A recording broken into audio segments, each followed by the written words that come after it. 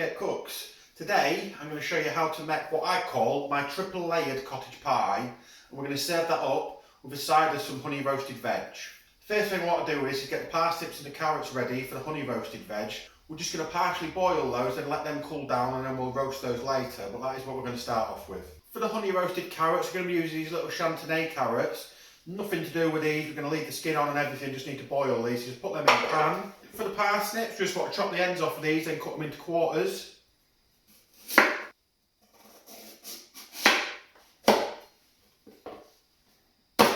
then we'll just add a bit of boiling water to these and put them on for about 10 minutes just to partially boil them and soften them up. Okay, so next we're going to start off with the middle layer of the cottage pie. Middle layer is going to be carrot and swede mash. So we're going to get these chopped up and get these on the boil.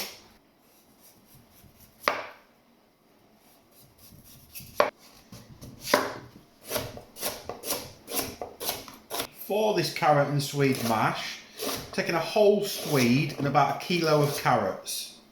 So that's the swede ready now. We just need to peel and chop some carrots.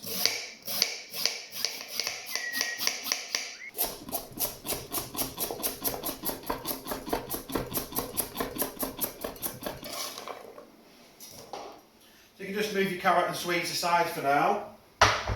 Okay, so next we're going to get the bottom layer started. Want to chop 6 sticks of celery. Before we do that, we're just going to get the heat heating up on the pan so we can fry our mince. Just let that warm up while we chop the celery.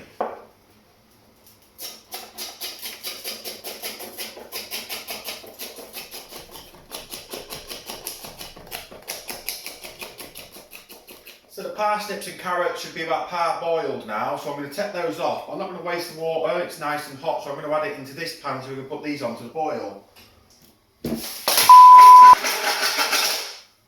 So I'm just going to carefully pour this into here, and then we can put the carrot and the swede on to boil. Okay, so now I'm just going to add a knob of butter onto the pan and we're going to start frying the mince off. So then we'll add the mince in. We'll break that up. Then you just want to mix this and get it all nice and brown. And then once that's looking like this and it's nearly all browned, and then add the celery in.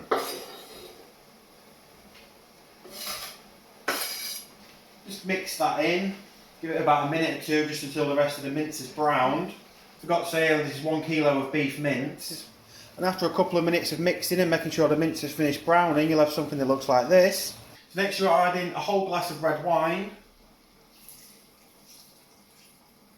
Just mix this through for a couple of minutes and cook off the alcohol. Then you want to add in 1 tablespoon of tomato puree, 2 tablespoons of Worcester sauce, 1 tablespoon of thyme, 1 tablespoon of basil, a little bit of seasoning with some salt and pepper. Give all that a mix through. Then next you're adding 900 millilitres of beef stock. This is just stock from stock cubes. 1 cup of frozen peas. And then finally just sift in 3 tablespoons of flour. This will just help thicken the gravy up. Get all that mixed in together. Then we just want to bring this to the boil. And once that's come to the boil, we can turn it down and we want to leave that for about 30 minutes to simmer and allow the gravy to thicken. For the top and final layer, I cheat a bit with this one. You want mashed potato, I get the frozen mash. Just bang this in the microwave for about 10 minutes and then it'll defrost. Add a bit of milk and butter to it, and to me it tastes just as good as proper mash and it's a hell of a lot quicker. This way is a bit of a shortcut, it's a cheat really, but it's what I do when I make mash because I really don't like making mashed potato. I'm going to leave these for 30 minutes to allow the gravy to thicken and allow the carrot and swede to soften up so we can mash that. I'm going to take our drained vegetables, the parsnips and the carrots, just pour these out into a roasting tray. Just give these a little drizzle of olive oil. Shake them about. Make sure everything's all nice and covered in the oil. Then we're going to pour a bit of honey in here.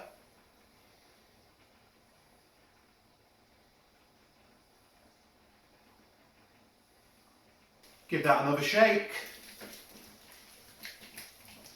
Got to make sure everything's coated in the honey.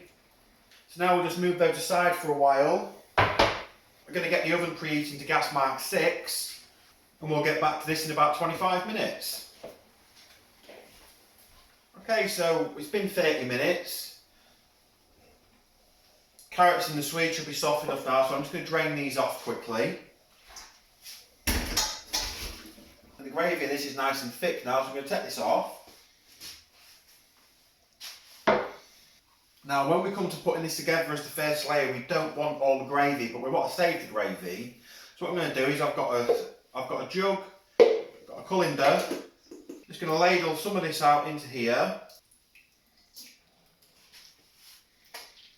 And just keep doing this so the gravy goes into the jug, and then we just end up with a nice mix of mint, peas and celery in here. Once you've ladled this off, you want to get yourself a baking dish.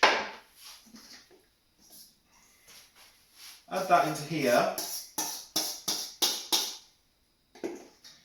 And then just keep repeating this until you've emptied this. So then you're left with a jug of gravy and a baking dish filled with your mince mix. Spread this out nice and evenly. Try and get this nice and flat and as compressed as you can get it. Then just take a little bit of the gravy mix and just put a little bit of that back into here.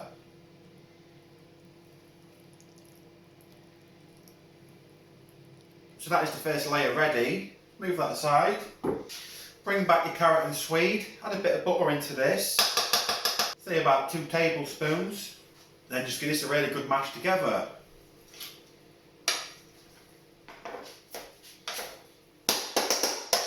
Once you've got all that mashed up, just want to now spread this out as the second layer.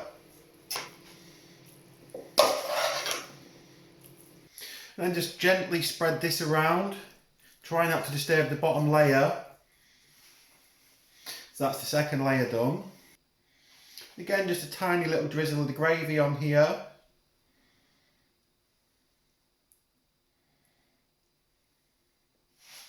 And just spread that about. Move that aside again. And you want to take your mashed potato.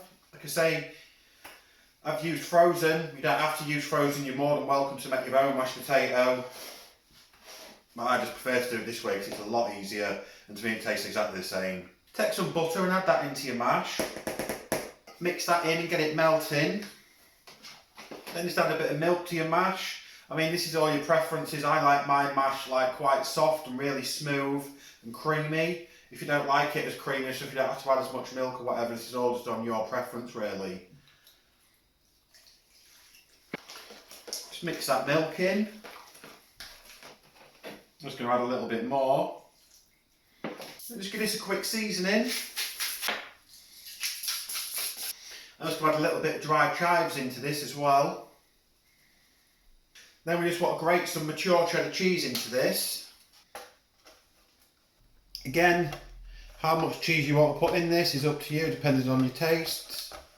I'm going for about 150 to 200 grams. Once you've got that in, just give that all a nice mix through. And that leaves us ready to add our final layer. You just want to gently spread this out. I made up just over 1 kilo of mashed potato here. Once you've got all that on there, just gently spread this about nice and evenly again. Then once you've got that nice and flat, just take a fork and just make some nice lines in this and just try and fluff the top up a little bit. Finally, just give that a little drizzle of the gravy again. And that is now ready for the oven. And if you look, you can see why I call it a 3-layered cottage pie. I'm just going to give these another little shake, make sure they're nice and coated in the honey and the oil. I'm going to pop them in the oven on the top shelf, and I'm going to pop this in the oven on the middle shelf. And those are going to walk about an hour in the oven and then they'll be ready. So, everything's ready to come out of the oven now.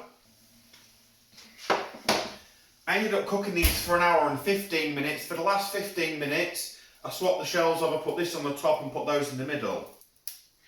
You can really see the layers well in there now.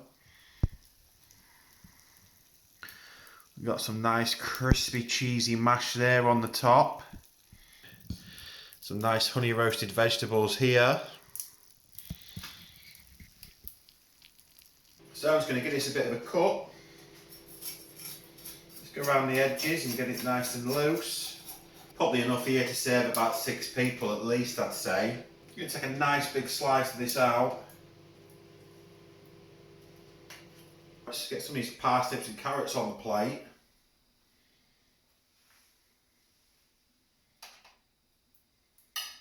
And that's about ready for tasting. You can see those carrots and parsnips have got a really nice glaze to them from the honey. So let's give it a taste.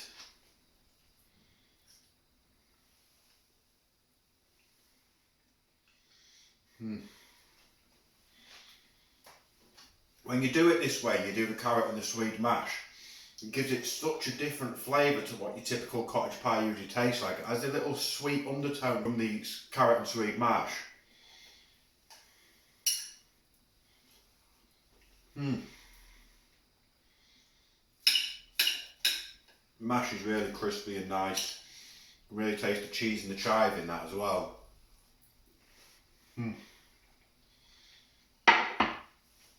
Obviously, cottage pie is not a really difficult dish to do. This is just my little twist on it, really. Try one of these little honey roasted carrots.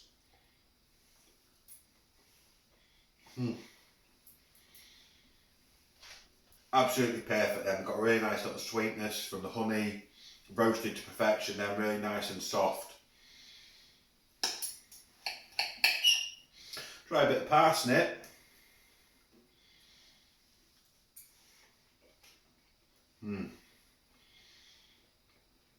Same again, roasting them with that bit of honey just makes such a big difference to it.